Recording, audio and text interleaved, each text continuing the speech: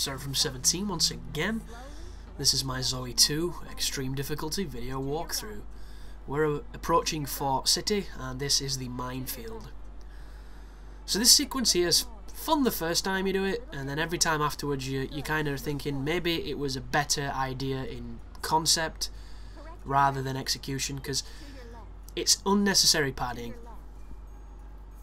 and there's no real place for it, because we're navigating a minefield. But the thing that, I mean, I can't even say this because I might be wrong. I don't know if the mines are invisible. I don't know if they're special kind of vertical mines. I don't know what they are. But if it's a standard minefield, why would you not just fly past it? And I assume those giant pillars have got something to do with it. So I assume that it's some kind of space mine that's super all-powerful. But the fiction aside, it's not a very fun section. And the main reason is there's two encounters that you've got to fight. This one here, which is the easy one, and then the second one, which has got clods, which is difficult. But you'll notice Wisp is so powerful, such a useful ability. I cannot say how good this move is. I really can't, guys. And you would be a fool not to use it to its full potential, because it's just too powerful. But there's the first encounter. There's unlocking Halberd, which is a bit of a cutscene, I assume. I would normally take this out, but I've left it in, so why not? And what happens is the next encounter is actually quite annoying, and you'll notice there's a crossfade there because I died. And when you die, you have to do all this navigation bullshit again, and that's the frustrating part, the fact you have to do all this. So this bit here, do not even bother shooting them, just dodge past them, boost as much as you can. They will not catch you, they will not do any damage.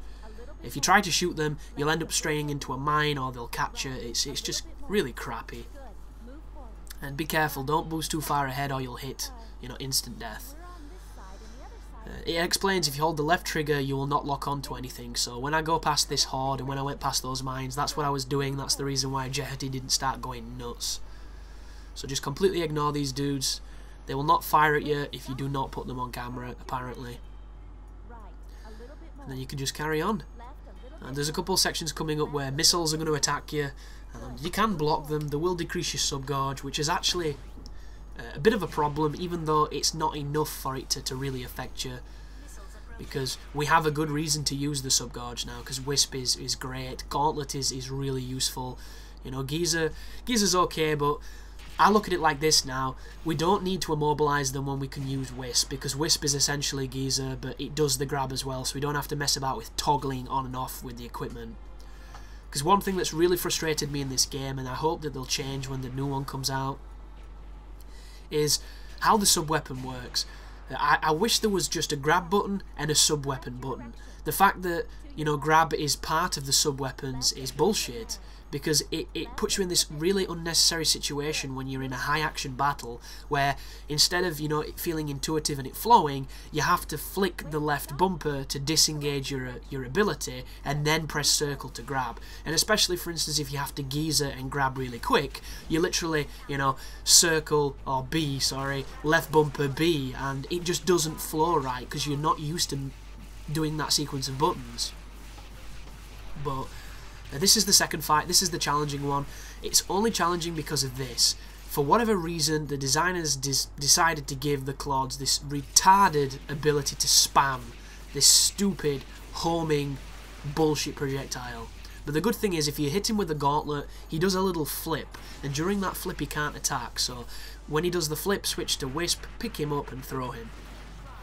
And as soon as everyone's dead, start charging your burst attack, because a bunch of guys are going to spawn. I think it's 3 Clods, it's 4 Clods and a commander Clod. So Wisp does not work on the commanders, so you don't want to use it. Instead, you want to focus on, I would personally use the gauntlet. I decided to use Comet because I thought it was better than it is. It's not very good. I don't recommend it at all. That's me getting grabbed. Did you notice how he vacuumed me towards him? Never a good time. Also, as soon as you come out of the grab, you're in trouble, because they will try and chain it. You want to be super careful with that. But there goes the dude. I should get a heal after that. Or is he still alive? Or is the game just lagging? He must be alive. That's very strange. Because I'm sure one of those guys said Metatron above his head. Maybe I'm just... Oh, there he is. That one there. I didn't kill him. But as soon as I throw this Clod, I'll get the full heal. Now that everything's down. You know, it went a little bit rough towards the middle, but... once you've done that fight, you've done this part of the level, guys, you are pretty much safe now. But just bear in mind, if you die against those Clods, you have to navigate half the minefield again. Really bad checkpoints on this game. But just go straight forward, and then we'll be entering Fort City, which is a lot more intimidating than it needs to be. It's the underground Fort City that you want to worry about. That place is pretty challenging. But thank you for watching, and you take care now.